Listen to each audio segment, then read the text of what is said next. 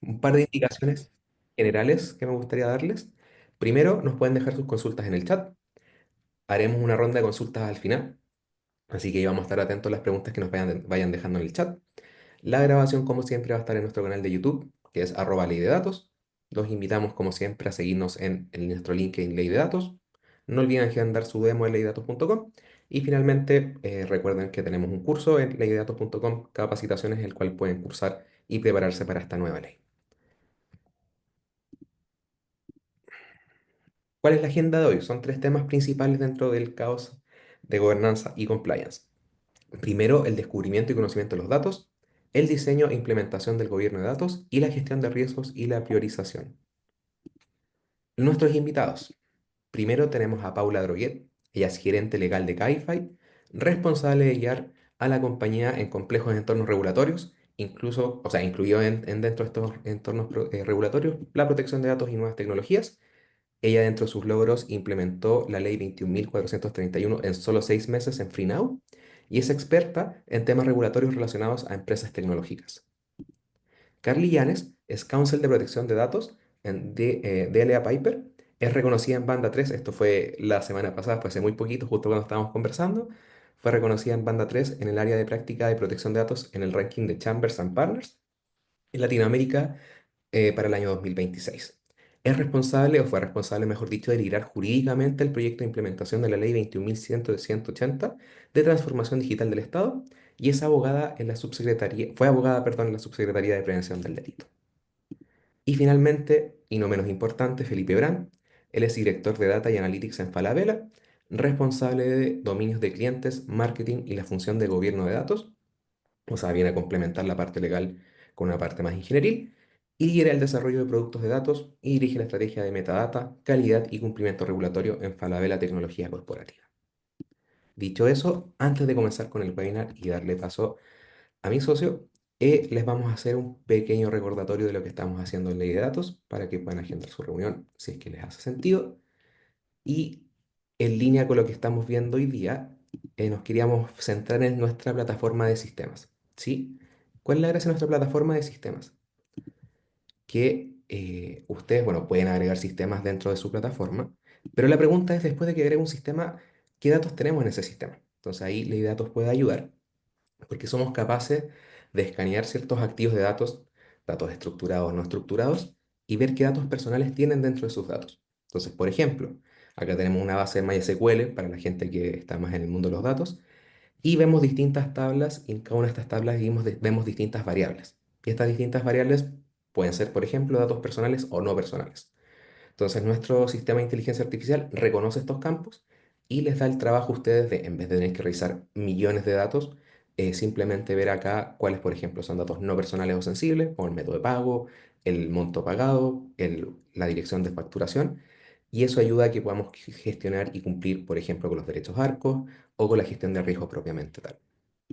Y por otro lado, también mencionarles nuestra plataforma de consentimiento, que gestión del consentimiento, que es algo que también está hoy día muy fuerte dentro de las cosas que están necesitando las empresas, que obviamente tiene un dashboard que reúne los consentimientos de distintas fuentes y nos indica cuál es el estado actual de cumplimiento. Tenemos una base de datos de usuarios y podemos ver el consentimiento de cada uno de estos usuarios y en qué está. Entonces, por ejemplo, también tenemos nuestro centro de preferencia de los usuarios, donde los usuarios pueden ir marcando si quieren, por ejemplo, recibir información de marketing o si quieren recibir los newsletters para cumplir con la ley. Y a ustedes como clientes luego les queda un historial de los consentimientos que nos fue dando para, en caso de auditoría o alguna reclamación por parte del usuario, poder mostrarle acá cómo fue gestionando sus consentimientos. Y la gracia de este gestor de consentimiento es que se integra a múltiples fuentes de consentimiento, ya sea, por ejemplo, cookies, plataformas de Adobe, Salesforce, si tienen alguna plataforma, o sea, alguna página web, un newsletter, alguna aplicación web. Todo eso nosotros nos integramos, agregamos las distintas fuentes y vamos integrando las distintas fuentes de consentimiento para que puedan gestionar esto dentro de su organización. Dicho eso y sin más, le doy el pase a Ignacio Gallardo, socio cofundador de Legatos, para que pueda liderar la segunda parte del webinar. Muchas gracias, Rodrigo. Y bueno, muchas gracias a nuestros invitados, a Paula, Felipe y Carla por aceptar nuestra invitación y por poder tener la oportunidad de realizar este webinar que considero que es un webinar multidisciplinario. Perfectamente nosotros, ustedes tres, nosotros cuatro, podríamos ser el equipo de trabajo dentro de una empresa, llevando todo lo que es la implementación de esta normativa y también cómo van jugando con el uso de las tecnologías. Así que espero que podamos tener una conversación bien constructiva y nutritiva para nuestros invitados. Eh, Sin ir más lejos, me gustaría partir contigo, Felipe, ya que el título de esta canción parte de la gobernanza de datos. Y la gobernanza de datos, vamos a ver que tiene un componente técnico y un componente legal también, pero desde el punto de vista técnico, y que te toca a ti verlo día a día, ¿cómo son primero, definamos o entendamos qué es la gobernanza de datos y cómo esto se relaciona con todo esto que se llama mapeo de datos, descubrimiento de datos? ¿Por qué tenemos que hacer también, o por qué las empresas tienen que hacer esto? Cuéntanos un poco. Vale, mira, el gobierno de datos es lo que nos ayuda a organizar nuestros datos. El gobierno de datos nos ayuda a entender qué son, dónde están, qué calidad tienen, poder encontrarlos de una manera simple y poder después gestionarlos. Eh, Bien relacionado al mundo de la ley de protección de datos personales, el mundo del gobierno del dato nos va a ayudar a identificar cuáles son los datos personales que hay en nuestra compañía, en la organización en la que estemos. El encontrar dónde están los datos personales, muy asociados a los procesos de discovery de datos.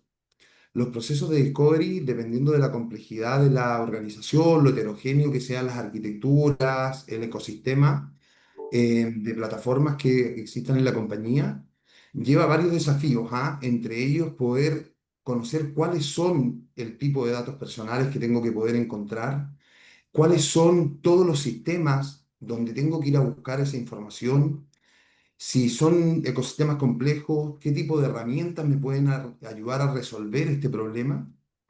Después, ¿qué estrategia voy a utilizar para encontrar dentro de estos sistemas estos datos personales? Porque estos son procesos que le pueden pegar al performance de la plataforma. Yo no puedo llegar a ir a buscar en un sistema transaccional productivo directamente ejecutar una consulta para buscar un dato, sino que tengo que identificar en qué parte dentro de la plataforma, en qué momento del día tengo que poder ejecutar este tipo de consultas. También tengo que poder conocer cómo seleccionar una muestra de datos representativa, porque los costos de estas consultas también juegan un papel dentro de estas estrategias. Una vez que soy capaz de identificar los datos personales, cómo con las herramientas de gobierno del dato, el catálogo, diccionario, el glosario, soy capaz de incorporar metadata, es decir, datos sobre los datos, que me permitan poder etiquetarlos y poder conocer desde ahí en más qué es lo que es ese dato personal, si ese dato personal lo quiero tipificar con alguna taxonomía, saber si es un dato sensible, si es un dato de menores, si es un dato biométrico. Y desde ahí empieza el siguiente desafío, cómo conozco la traza, linaje, el viaje de este dato. Y en sistemas o entidades, organizaciones con ecosistemas de plataformas complejas, no hay una única tecnología, un único sistema que resuelva todo, no hay magia, sino que regularmente hay una mejor herramienta que me ayuda a resolver muchas cosas, pero después tengo que poder tener abiertos ciertos canales, APIs, microservicios, que me permitan complementar, ya sea con procesos operativos, procesos manuales u otros sistemas, que complementen la posibilidad de poder adoptar y complementar esas trazas lineales y conocer el viaje del dato. Cosa que al momento que tenga que poder hacer ejercicio de un derecho arco, sepa, por ejemplo, dónde ir a buscar ese dato si quiero poder Ya, eliminarlo, si quiero cancelarlo, si quiero... Eso. gracias Felipe. Carla, y bueno, Felipe nos habla de todo lo que es llegar a descubrir los datos, identificarlos, ver este viaje del dato y etiquetarlo también. Pero, ¿por qué hacemos todo esto? Y quizás aquí la pregunta de fondo es, ¿por qué nos interesa saber qué tipo de datos tenemos, cuándo son o no son personales? Y también, hablamos también de datos sensibles y qué resguardos tenemos que tomar también al respecto. ¿Por qué lo hacemos?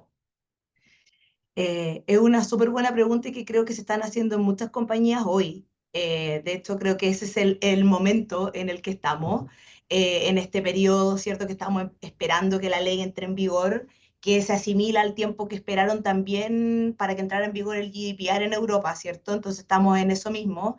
Y la idea que subyace detrás de todo esto, Ignacio, es efectivamente tener a la vista este principio de responsabilidad proactiva que vamos a empezar a escuchar muchísimo, ya estamos escuchando, que es finalmente que el responsable del dato, o sea, la compañía en particular, sepa efectivamente y pueda demostrar cómo ha ido cumpliendo con la ley con anterioridad a cualquier fiscalización.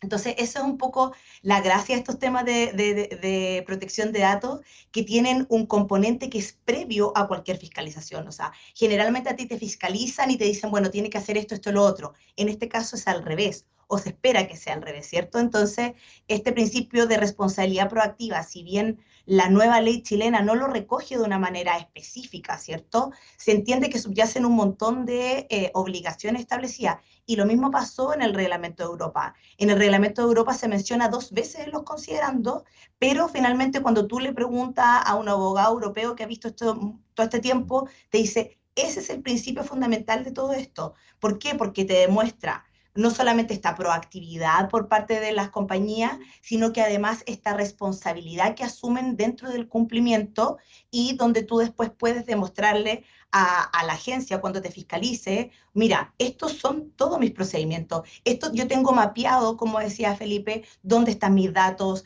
quién es el responsable interno, qué tipo de datos tengo, qué áreas manejan datos más sensibles.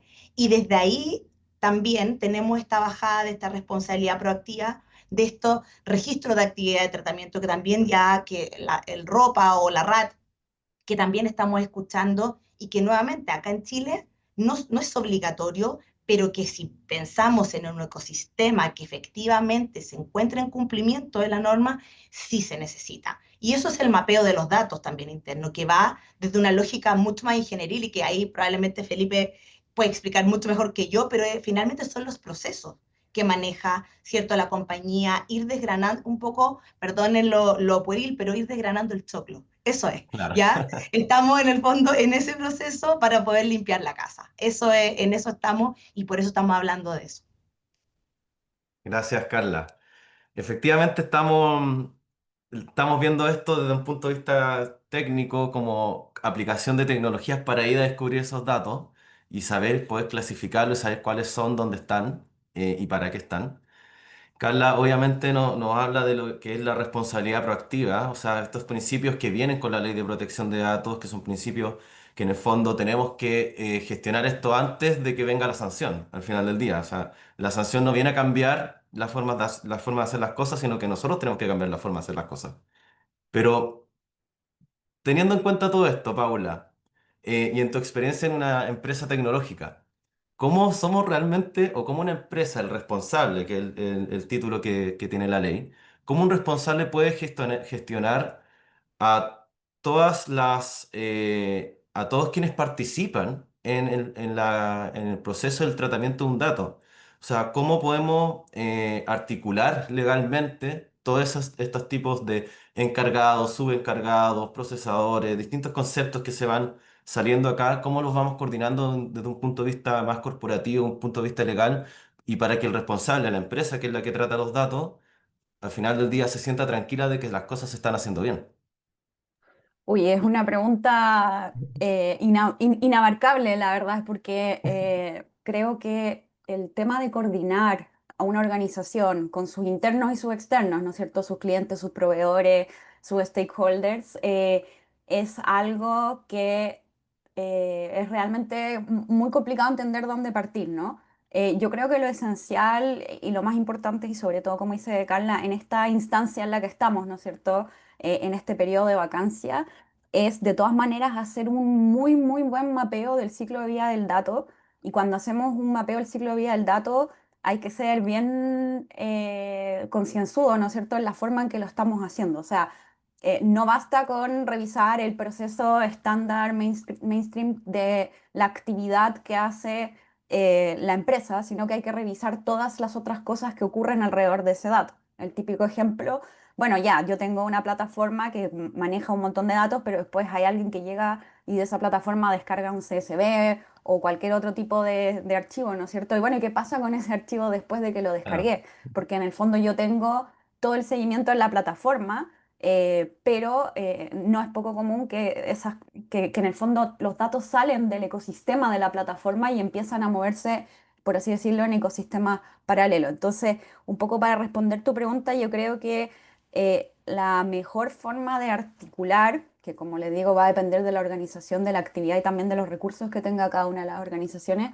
es hacer un ejercicio muy, muy, muy concienzudo de cuáles son todas las los puntos de fuga, si quieres, o los puntos ciegos que tenemos respecto de el ciclo de vida del dato. Y en ese sentido, el Data Protection Officer o como le ponga, digamos, la empresa a ese personaje, tiene un trabajo muy importante de ser capaz de escarbar la superficie, ¿no es cierto? Y de empezar a averiguar dónde hay estos tratamientos secundarios, que les digo yo, de datos adicionales a la plataforma. Y en ese sentido, ahí es demasiado importante contar con el apoyo de la organización como un todo, ¿no es cierto? Porque es imposible para una persona o un departamento hacer un levantamiento si no tiene ojos en cada uno de los departamentos. Entonces ahí mi recomendación ya como desde de lo pragmático, si quieres, es que necesitamos tener embajadores o champions o como le quieras decir en cada uno de los diferentes departamentos que estén alineados con el Data Protection Officer, ¿no es cierto?, en que pueda este, que puedan ser sus ojos y sus manos, ¿no es cierto?, en los distintos procesos de implementación del modelo de protección de datos.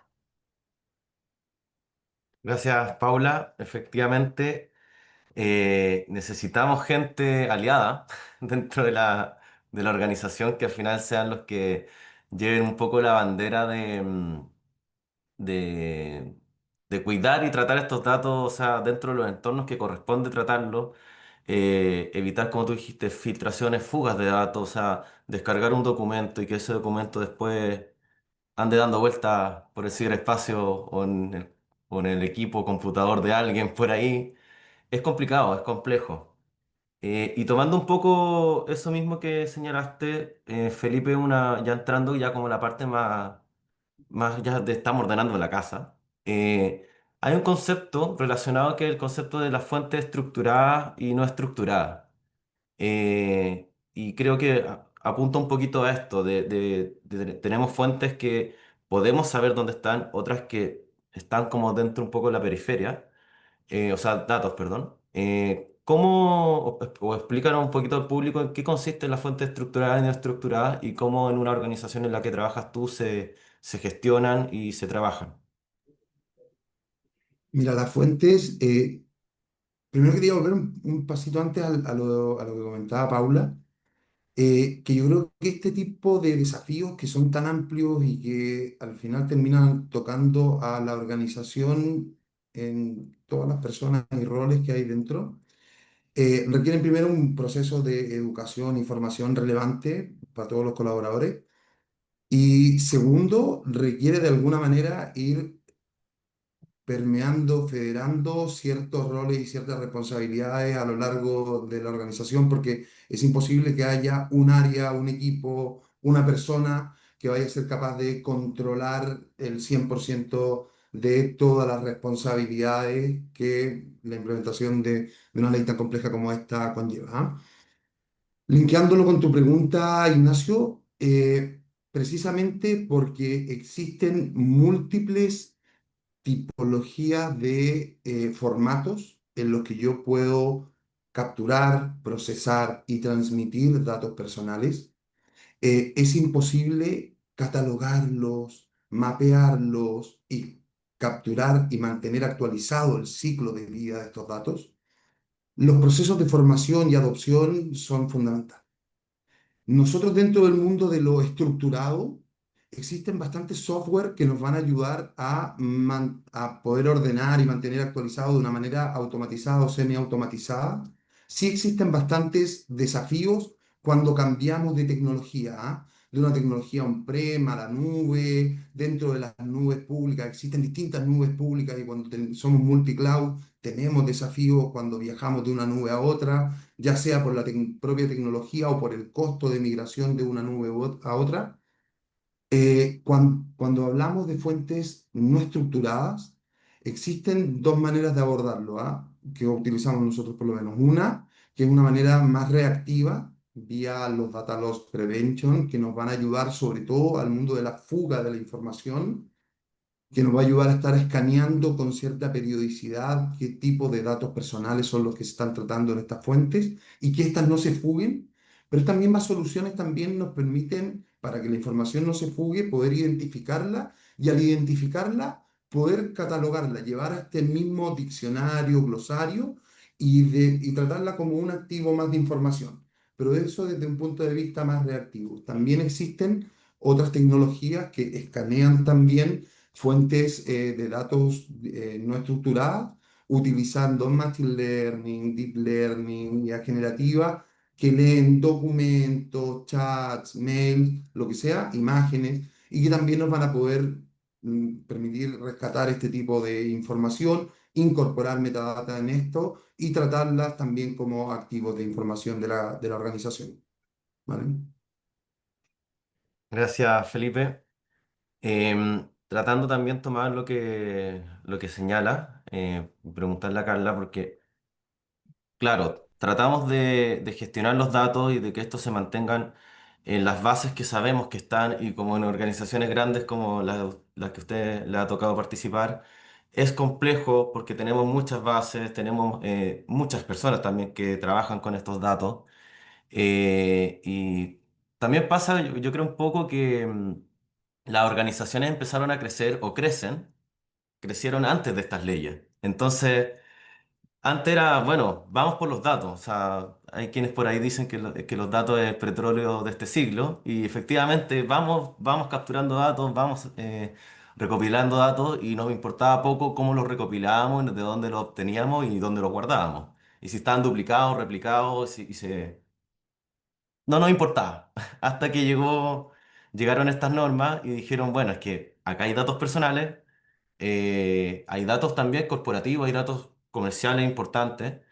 Tenemos que gestionarlo de cierta forma, tenemos que ordenar la casa, que al final del día es como el mensaje que podemos capturar acá de lo que llamamos de conversación.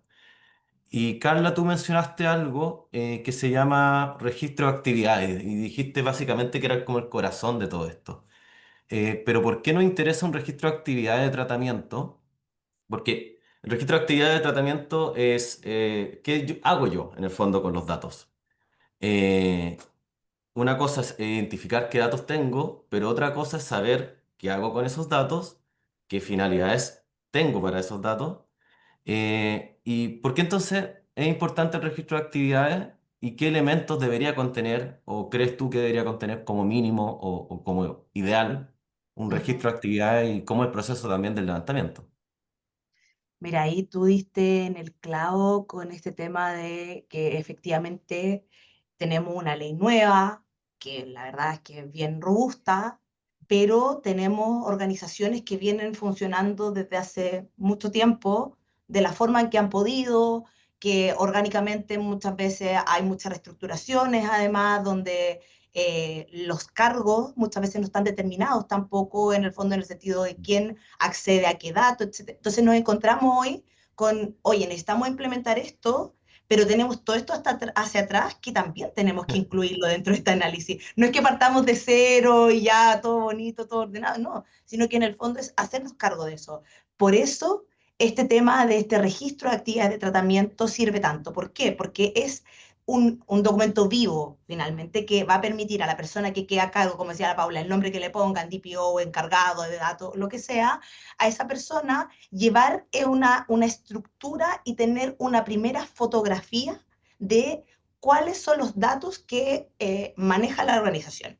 ¿Por qué? Porque este registro de actividad de tratamiento se levanta a través de generalmente entrevistas con áreas prioritarias de la organización o también a veces a través de herramientas tecnológicas, ¿cierto? Pueden ser ambas en conjunto, pero por ejemplo, si son entrevistas, tú vas entrevistando, ¿cierto? A, no sé, recursos humanos y vas viendo con recursos humanos, bueno, quién es el encargado de, te dicen, vamos a hablar con Juanita Pérez. Juanita Pérez te dice, mira, dentro de mi día a día yo hago esto, esto, lo otro.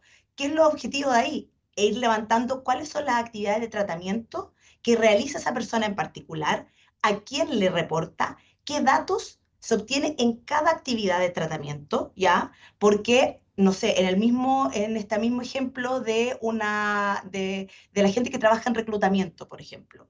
Muchas veces el reclutamiento se hace por la página web de la compañía, se hace a través de LinkedIn, se hace a través de algún headhunter, ¿cierto? Entonces tenemos tres diferentes formas de obtener información y cada uno involucra datos distintos. En un mismo currículum, por ejemplo, podemos encontrar, todos los currículums tienen información distinta. O sea, las personas ahí ponen desde su nombre a cuáles son sus gustos, hay gente que involucra mucha más información dentro de eso. Entonces, tú tienes que mapear efectivamente cuál es la información que cada actividad tiene. Eso también tiene que ver con, entonces ahí ya tiene los datos y tiene la finalidad. ¿Por qué se está recabando esa información? Porque yo estoy realizando, ¿cierto?, un proceso de contratación de personal.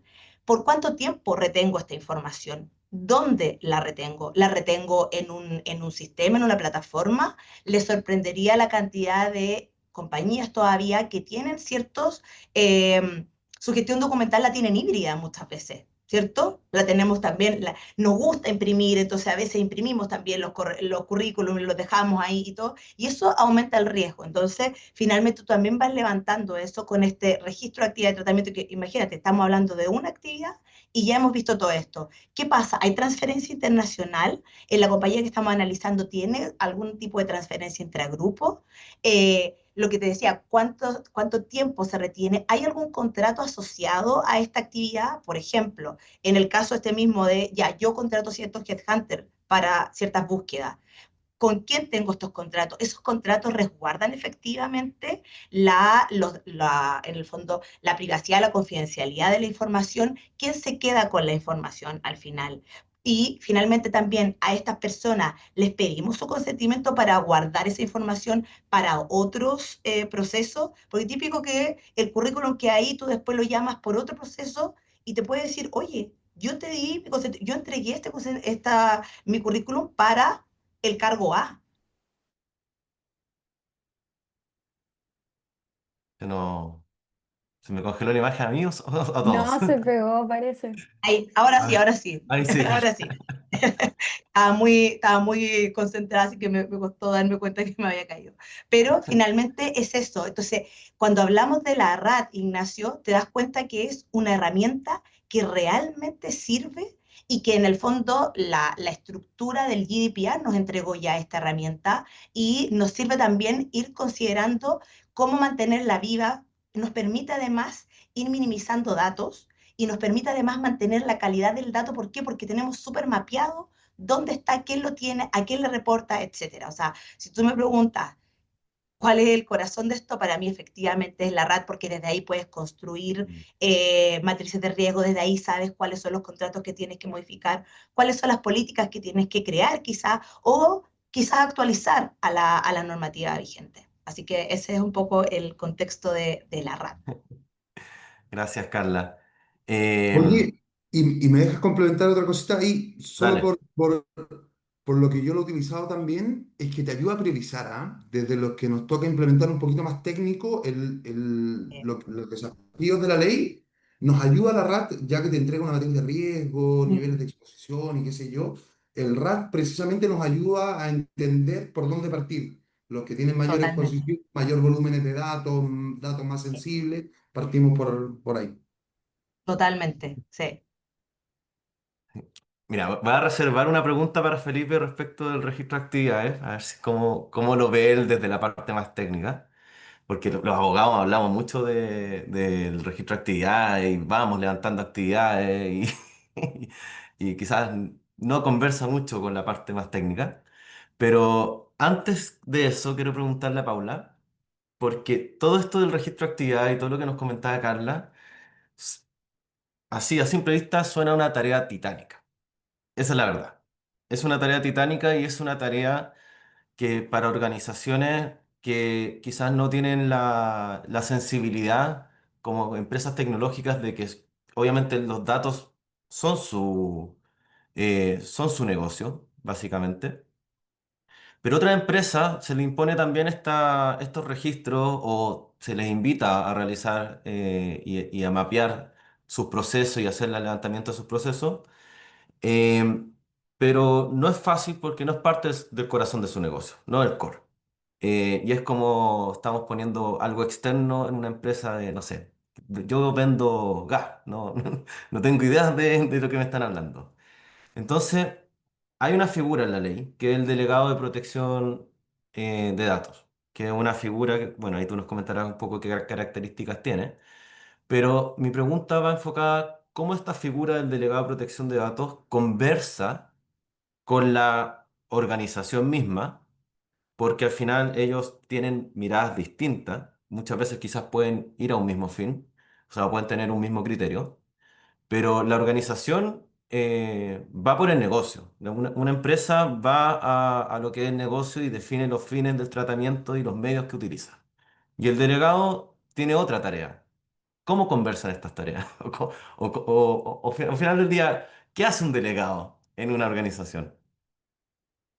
Vale, yendo un poquito más para atrás y partiendo con lo que decías, yo he quedado sorprendida porque yo trabajo en una empresa tecnológica y por lo tanto, obviamente, para mí este es como un desde, por decirlo de alguna manera, pero en conversaciones que he tenido con otras abogados de otras empresas o personas de otras empresas, lo que más me ha sorprendido es la poca conciencia que hay de parte de las empresas no tan tecnológicas, por decirlo de alguna manera, de la cantidad de datos personales que manejan. O sea, el ejemplo que yo pongo siempre en mis charlas adentro, digamos, de la empresa es Dunder Muffin, como la empresa de The Office, maneja mucha más data de la que ustedes pueden imaginarse. Porque sí, es una empresa papelera, Claro. así como que uno dice ya qué datos van a manejar, pero la verdad es que si te vas mirando en el fondo en cada una de las distintas instancias en que hablan, bueno, tienen clientes, bueno, tienen trabajadores, bueno, tienen un montón de otras cuestiones, ¿no es cierto?, proveedores y así tienen ¿cómo se llama?, un organigrama completo hacia arriba, corporate, ¿no es cierto? Y finalmente, la cantidad de datos que maneja cualquier tipo de organización es efectivamente muy grande. Obviamente las empresas tecnológicas, como por el ADN de la forma en que están, en que operan, probablemente tienen muchísimas más, pero yo te diría que en cualquier instancia, no importa el tipo de actividad que realice la empresa, de todas maneras es mucha la data que se maneja.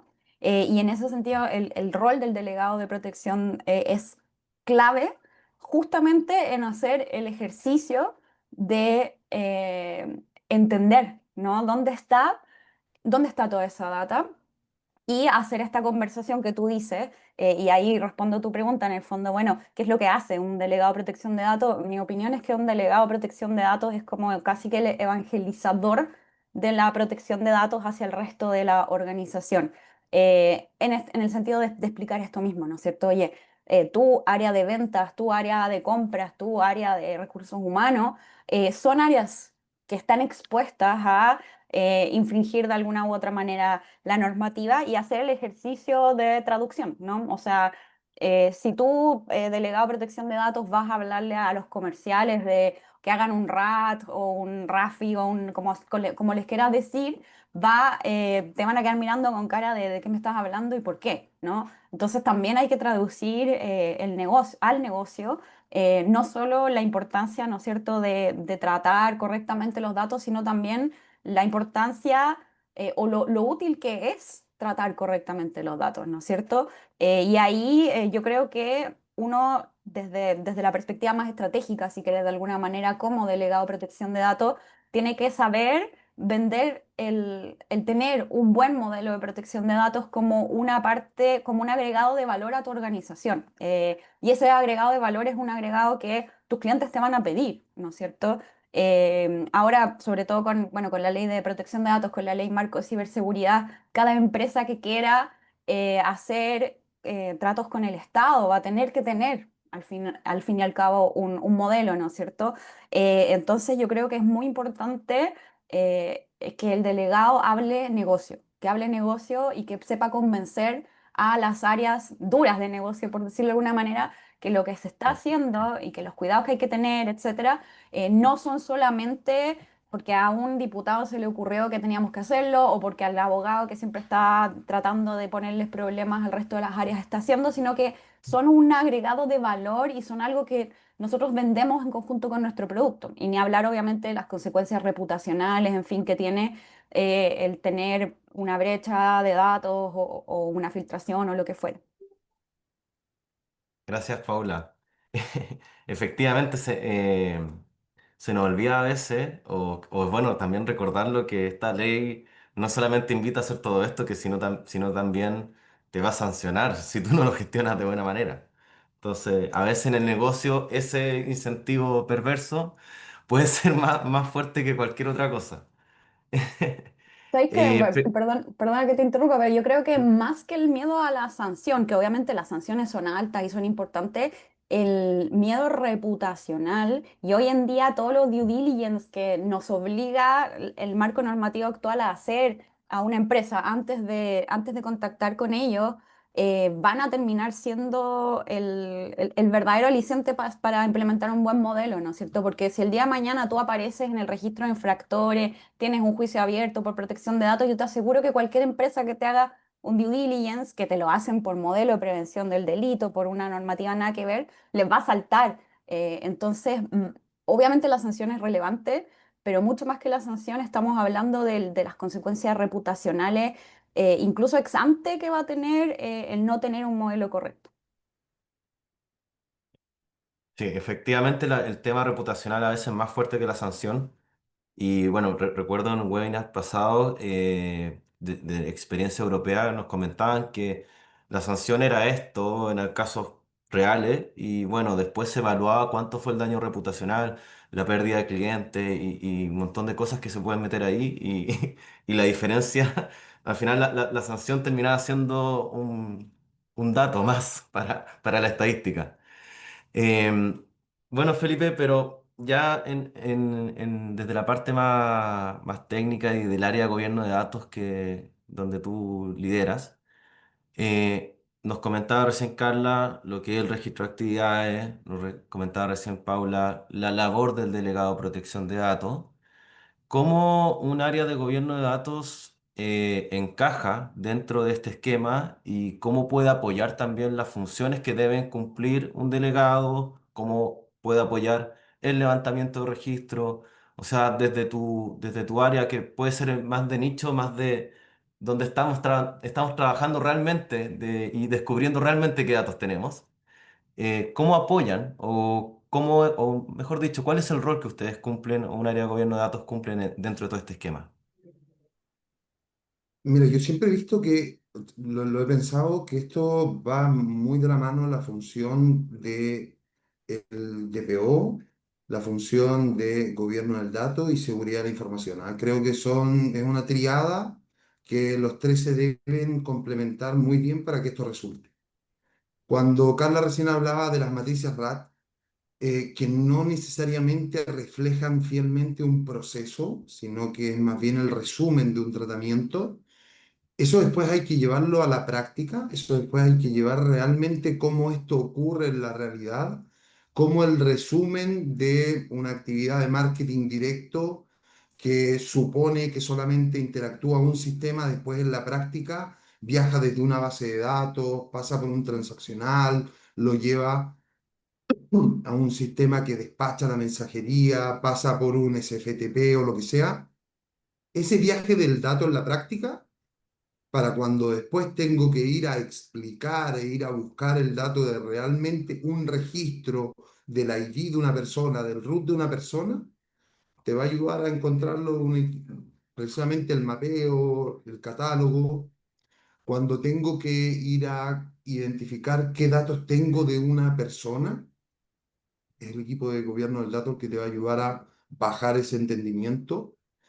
Cuando quiero identificar o reconocer a qué personas son los propietarios de los datos, esa es otra función del equipo de gobierno del dato. Cuando tengo que rectificar información o mejorar la calidad de un dato, es otra función del equipo de gobierno de datos. Entonces creo que esto va cascadeando y parte desde un alto nivel, que es responsabilidad de un DPO, y cuando lo tengo que ir aterrizando, va cayendo a equipos de gobierno de datos, va aterrizando en equipos de tecnología operativos. También llega cuando tengo que aplicar controles o medir el cumplimiento de los controles establecidos en equipos de seguridad de la información. Creo que, como decíamos antes, esto no se hace por una sola persona, el DPO ni de cerca va a ser capaz de cumplir este rol end-to-end, sino que requiere de un ecosistema que lo ayude a cumplirlo. Gracias, Felipe. Ya entrando un poco ya a la parte final del webinar, y recordarles también a todos que pueden dejar sus preguntas en el chat. Hemos visto, tenemos varias preguntas, va a ser difícil contestarlas todas, pero bueno, ahí al final trataremos de abordar lo más ampliamente posible.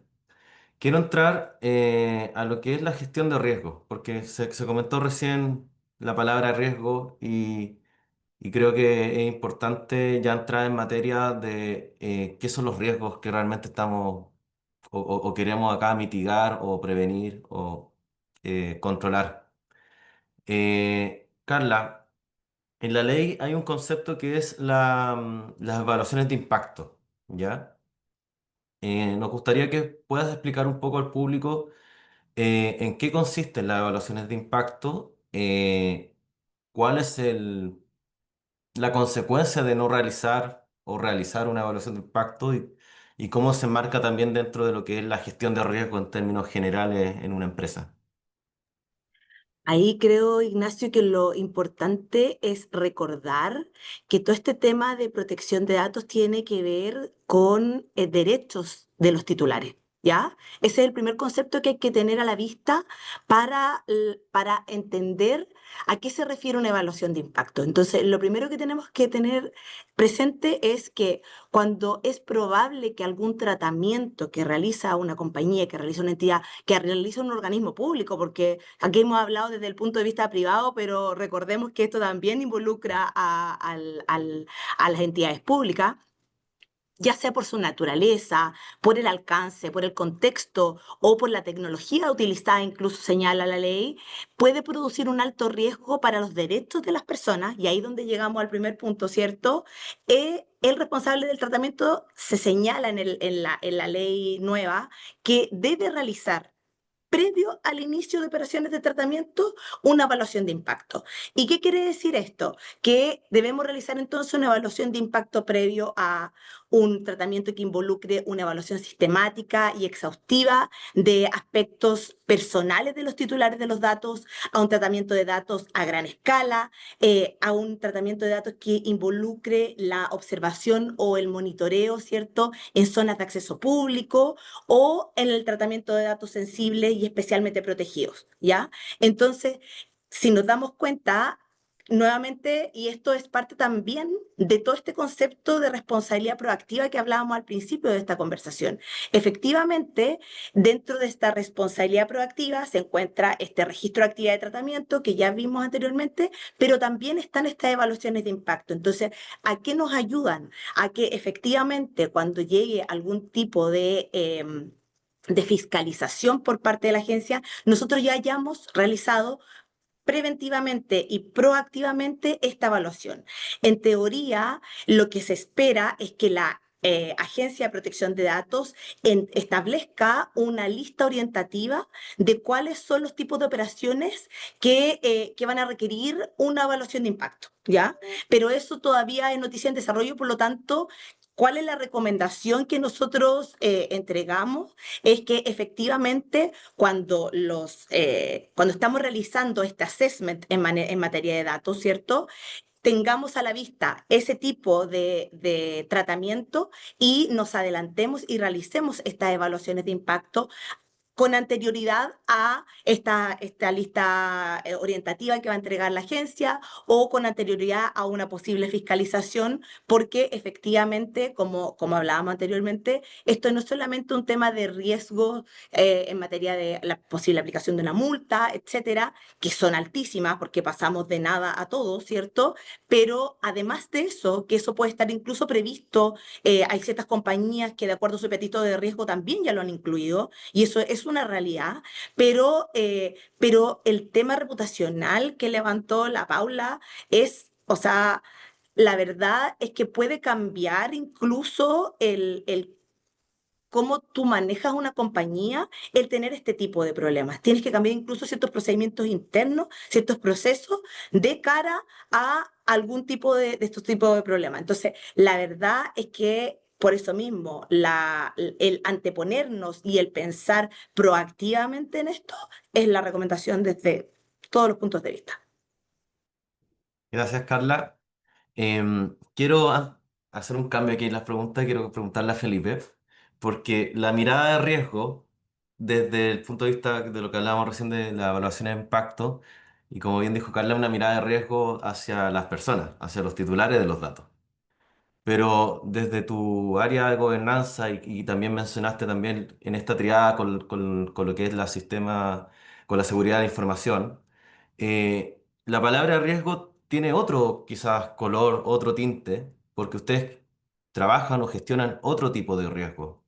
Entonces, riesgos que están asociados al tipo de base de datos que se está utilizando, a los proveedores con los que se está trabajando.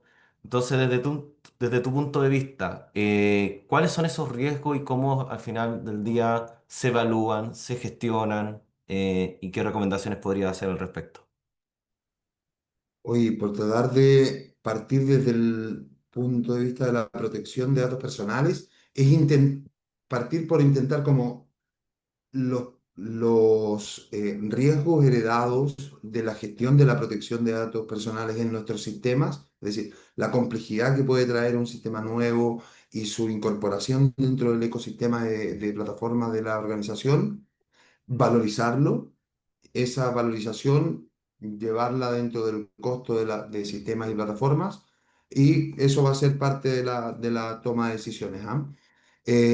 También nos pasa que la incorporación de sistemas, modelos, plataformas de datos va a requerir los procesos que habíamos hablado antes: identificación de discovery de datos, traza, linaje, catálogo, glosario, controles de seguridad de la información, todo el mismo ecosistema para la regulación y la protección de datos personales, integración con no sé, las bases de consentimiento, integración con los procesos que existan para hacer ejercicio de los derechos ARCOP, con todos los adones requeridos para el mundo de la protección de datos personales, va a ser requerido en cualquier plataforma que incorporemos.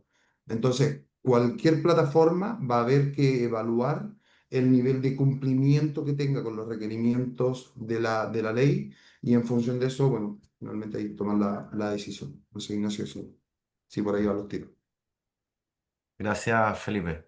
Eh, Efectivamente, tenemos estos distintos niveles de riesgo y al final la organización tiene que evaluar y gestionarlos todos, preocuparse al final del día de valorizar estos riesgos y tomar decisiones al respecto. Paula, en tu caso, tomando en cuenta todo toda esta gestión de riesgo, y lo que hablaba también Carla antes de lo de la responsabilidad proactiva, muchas cosas parten, hemos hablado de sistemas, hemos hablado de exigencias de la ley, pero muchos temas parten también de las personas que componen una organización. ¿Qué recomendaciones podrías hacer tú desde el punto de vista de lo que es la cultura organizacional? Y tomando en consideración también que todas las áreas son distintas, todas tienen sus distintas finalidades, todas tienen distintas metas también que cumplir. ¿Cómo se gestiona la cultura organizacional vinculada con este tema, con lo que estamos hablando de los riesgos? A ver, yo creo que igual es muy importante que cuando hablamos de riesgos, sobre todo en datos personales o en ciberseguridad, entendamos que nosotros partimos desde un desde que ya es riesgoso, ¿vale? O sea, y aquí no estoy hablando de que hay que jugar a meterle miedo a las organizaciones, pero cualquier organización que trate datos tiene un riesgo, ¿cierto? Y el trabajo del DPO y de las áreas de riesgo y de todo lo demás no es, obviamente es tratar de evitar que esos riesgos se materialicen, ¿no es cierto? Pero más que impedir cualquier riesgo o que cualquier riesgo se materialice, el trabajo es eso, es mapearlos, es entender cuáles son los riesgos que son más o menos catastróficos, con cuáles tenemos que partir trabajando y cuáles son otros que podemos en el fondo dejar para una segunda instancia, implementación, etcétera. Entonces, cuando estamos hablando de datos personales, yo creo que es súper importante hablar desde una perspectiva de, mira, eventualmente, y estoy hablando dentro de las organizaciones, eventualmente vamos a tener una brecha de datos. Obviamente no queremos que ocurra, ¿no es cierto? Pero es muy probable que la tengamos. Lo que va a importar es que el día que tengamos una brecha de datos, todos los procesos corran de la manera correcta, ¿no es cierto? Que tengamos la capacidad de detectarlo a tiempo, que tengamos la capacidad de tomar las medidas de mitigación correspondientes, que demos avisos si corresponde, digamos, a las diferentes autoridades, que los procesos en el fondo sigan su canal. Eh, pero creo que también hay que educar desde una perspectiva, digamos, no de generar miedo y que ahora nadie va a poder mandar ningún Excel sin preguntarle antes al DPO si puede o no puede, ¿no es cierto? Y ese, por así decirlo, punto de equilibrio es muy complejo de lograr en las organizaciones. Y en mi experiencia, las organizaciones tienden a desensibilizarse de la importancia de los datos que manejan. Esto me pasa, obviamente nos pasa a nosotros porque somos una empresa que maneja muchísimos datos.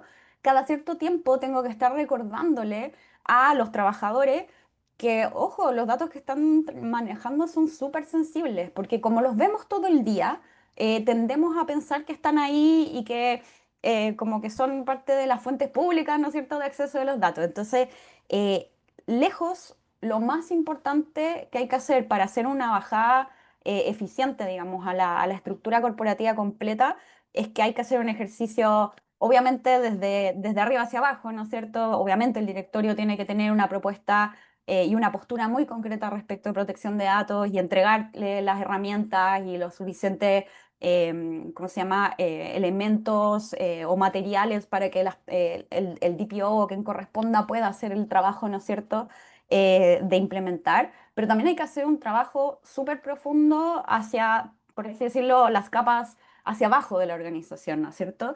Y ahí yo creo que cada organización tiene que reaccionar de acuerdo a su propia realidad. Este es un ejemplo que yo pongo siempre porque yo lo encuentro, o sea, es útil para mí, que es que yo en mi organización he implementado un ejercicio de si quieres, de concientización entre pares, ¿no? Entonces, obviamente nosotros le hacemos la bajada, cada cierto tiempo les damos una capacitación de la protección de datos, confidencialidad, protección de información delicada, etcétera. Pero lo más importante es hacer que entre ellos se estén recordando, oye, ojo, acuérdate que esto es información que no puedes llegar y enviar, etcétera, etcétera. Y para hacer eso, bueno, cada organización tiene que interpretar, digamos, cómo eso se hace.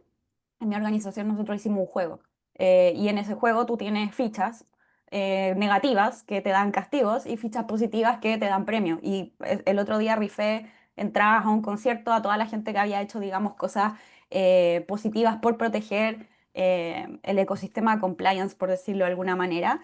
Y creo que obviamente eso lo puedo hacer yo en mi organización porque siempre me dicen que mi organización es muy millennial y qué sé yo, pero en cualquier otra organización tú puedes tomar un programa como este y obviamente llevarlo a la realidad de esa organización, ¿no? Y yo creo que eso es esencial y sobre todo no basta con hacer una capacitación una vez al año, sino que es algo como que tiene que quedar de alguna manera metido en el ADN y la forma en que las personas piensan. Cosa que cuando ocurra algo, cuando se vaya a materializar un riesgo, todas las personas estén conscientes de que está ocurriendo. y que puedan echar a andar, digamos, los procesos. Gracias, Paula. Me quedo con algo que señalaste y creo que al final engloba todo lo que hemos conversado acá. Todo lo que es preventivo y para evitar que ocurran incidentes, evitar que tratemos datos para finalidades que no corresponden o de formas que no corresponden. Pero diste en el clavo también en que, bueno, al final del día va a ocurrir. Va a ocurrir un incidente igual, algo va a pasar, todas estas medidas de refuerzo al final del día son refuerzos para personas que pueden también ser vulnerables en sus vidas privadas y pueden ser vulnerables también en la organización. Y solo una pregunta al cierre para Felipe, porque nos interesa desde tu punto de vista de la gobernanza, y muy brevemente para ir cerrando. Pero ¿cómo aseguramos que frente a un incidente, cómo aseguramos que los sistemas frente a este incidente que nos dice Paula que va a pasar, inevitablemente, sean resilientes? ¿Cómo lo trabajamos o cómo lo trabajan ustedes desde antes para que, bueno, pasó, ocurrió, pero no nos quedemos mirando las caras y decir, ¿qué hacemos ahora? Ujú. Oye, la verdad que no hay magia para esa respuesta, Ignacio, va a ser como bien honesto y transparente. Ya no hay un botón rojo que solucione el problema, pero lo que sí nos ayuda y mucho es haber hecho el trabajo previo, ¿ah? De verdad tener un catálogo de sistemas, que al lado de ese catálogo de sistemas haya un responsable de ese sistema, que Mm. sepamos de esos sistemas cuáles tratan datos personales, que esos datos personales tengan un responsable y que tengamos procesos y procedimientos. También nos va a pasar, tal como lo decía Paula, que el problema que vaya a ocurrir no tengamos el proceso escrito precisamente para el problema que nos ocurrió. También nos va a ocurrir, ¿ya? Pero la idea es poder estar preparados para la mayor cantidad de problemas que nos ocurran. Pero magia, la verdad que no Magia vamos no a hay. tener. La idea es haber hecho el trabajo previo. Oye, si quieres, perdona, solo una adición cortita y ya más desde lo organizacional, yo te diría que lo más clave es que alguien defina quién tiene que cortar el queque. Y eso es demasiado importante al momento de reaccionar en una crisis. Si es el DPO, si es el CISO, si es el abogado, si es el gerente general, ese proceso en el fondo de escalamiento de las crisis es demasiado relevante porque, o sea, los plazos para reportar son extremadamente breves. Las medidas de mitigación deben muy probablemente ser tomadas en los primeros instantes, entonces, muy importante, más allá de que no vas a tener el proceso exacto para cada ítem, bueno, ¿quién es el que toma esta decisión? Gracias, Paula. Para terminar, porque, bueno, obviamente nuestros invitados tienen también sus compromisos, voy a hacer una sola pregunta al público dirigida a los tres y quiero que los tres me la respondan desde su perspectiva, desde su experiencia y brevemente, obviamente. Pero hemos hablado de protección de datos, por ahí salió temas de ciberseguridad. Estamos actualmente con un montón de regulaciones y creo que esta pregunta apunta un poco a eso, pero... ¿Cuál es el camino o práctico para ustedes para lograr una implementación integral y mitigar los riesgos, que es lo que estamos hablando al final del día, de todas estas normativas que están rondando? Protección de datos, ciberseguridad, ley fintech y un montón de regulaciones también desde el punto de vista CMF, Dirección de Trabajo. O sea, tenemos un aparato regulatorio gigante. ¿Cuál es su estrategia? Si es que hay una estrategia. Parte contigo, Carla. Claro, pueden decir que a mí como abogado externo, para mí es fácil, porque en el fondo yo les llevo las malas noticias. Y te aseguro que hay veces que me miran con cara de no, otra cosa nueva más. Eh, pero ahí creo que efectivamente es contar con un equipo multidisciplinario que esté viendo todo esto. Sin perjuicio de que tú tengas un área legal que se esté levantando, mira, hasta la nueva normativa, etcétera, que tengas tus abogados externos que te acompañen. Creo que tú lo dijiste muy bien al principio de este webinar, Ignacio. Y si te fijas, hoy en día, y lo que estamos hablando hoy, tenemos diferentes áreas donde nos desempeñamos, ¿cierto? Y diferentes skills. Yo creo que eso es parte de poder tomar toda esta regulación que a veces tiene a las compañías así y que nosotros lo sabemos, desde fuera lo vemos con nuestros clientes, para efectos de ya, sentémonos y quiénes son los que tenemos que efectivamente empezar a trabajar internamente. No es por silos. Si empiezas a trabajar por silos, esto no funciona. Esto tiene que ser diferentes áreas conversando, levantando riesgos y levantando soluciones. Desde fuera yo lo veo así, la verdad es que con nuestros clientes también trabajamos así y creo que puede ser fácil decirlo desde fuera, pero es una recomendación que he visto que funciona. Felipe, desde tu punto de vista y desde dentro de una organización, Oye, me gustó cómo lo planteó Carla, agregar a eso, priorizar. O sea, el tsunami es muy grande, hay que poder ordenar desde lo más importante a lo que tiene menor impacto y partir por lo que realmente nos va a pegar en la última línea, en la exposición o lo que sea. excelente. Priorizar, importante. A veces es difícil priorizar. Paula, y desde tu punto de vista, Em, yo creo que clave aquí es, si es que no se ha hecho, empoderar muchísimo más a quien sea que sea compliance. Y aquí estoy hablando de compliance en términos generales, ¿ah? Que puede ser tu área legal interna, que puede ser tu departamento de riesgo, que puede ser un montón de cosas. Sabemos que ya casi todas las organizaciones de alguna u otra forma han nombrado a un compliance officer, pero que es muy probable que este compliance todavía esté un poquito como delimitado, ¿cierto?, a ciertas cosas en particular. Y yo creo que necesariamente tenemos que avanzar todas las organizaciones a un modelo que entienda el compliance como algo mucho más, que abarca mucho más que solamente el compliance penal, por decirlo de alguna manera. Insisto, da lo mismo el nombre que le pongas a esa persona o a ese departamento que haga esto, pero sí es importante tener una figura que haga el ejercicio de absorber desde las Carlas, ¿no es cierto?, de los DLA Pipers u otras empresas que vienen y traducir en, bueno, organización, cómo lo hacemos, a quién le digo, porque también hay que saber, ¿no es cierto?, quién es la persona que tiene que gestionar este riesgo y pasar a un modelo de compliance, de nuevo, en un sentido amplio de compliance, que sea un modelo muy flexible y muy responsivo a los cambios regulatorios. Tengo una campaña que es Abraza a tu compliance officer, ¿no es cierto? Porque efectivamente todos los abogados externos, o sea, perdón, internos y los compliance officers están permanentemente reaccionando a cambios regulatorios que ocurren de una manera súper frecuente.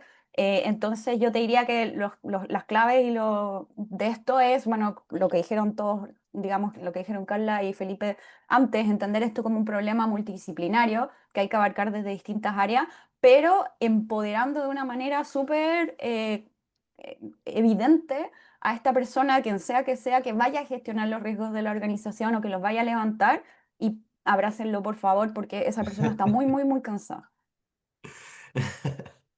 gracias Paula. Bueno, lo invitamos a todos a abrazar a su compliance officer y a todos los que están llevando esta tarea internamente en su empresa. Y con eso, bueno, queremos cerrar este webinar, agradecerle a ti, Paula, Felipe, Carla, por su tiempo. Que gana de seguir conversando y seguir aportando aquí a la conversación. Pero bueno, esperamos verlo en otra instancia. Y recordarles también a todo nuestro público que pueden visitar nuestra página web, solicitar una demo. Tenemos un curso de capacitaciones para entender qué es un dato personal desde lo más mínimo hasta, bueno, todo lo que es la normativa en general. Y eso, nuestro video va a estar disponible en YouTube para quienes quieran volver a revisarlo. Muchas gracias. Hasta luego. Gracias Felipe, Carla, Paula. Gracias Muchas por la gracias. Chao, invitación. chao. Chao. Nos vemos. Chao, Chao. chao.